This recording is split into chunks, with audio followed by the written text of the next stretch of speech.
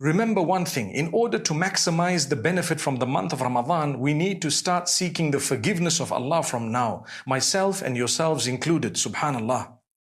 My brothers and sisters, we seek the forgiveness of Allah, we mend our ways, we mend our habits, we begin to inculcate within us the love of obedience, the prayer that is going to be multiplied in the month of Ramadan. We should commence with giving it the importance it deserves.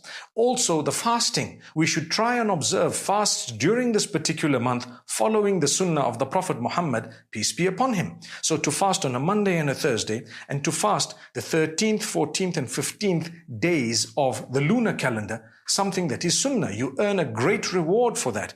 To be able to increase your recitation of the Quran is something important, even if it is just a verse a day. And that's a challenge we need to set for ourselves. Just a verse a day. Are you going to do it for the pleasure of Allah?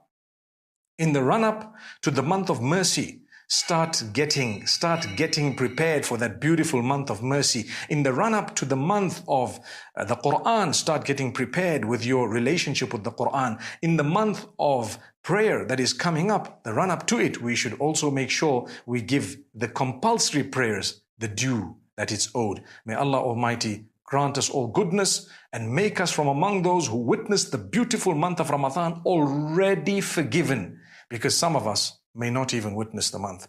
My brothers, my sisters, we have a gift of Allah at our doorstep. Allahumma ballighna Ramadan.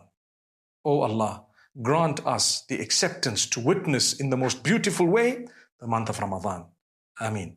Assalamu alaikum wa rahmatullahi wa barakatuh.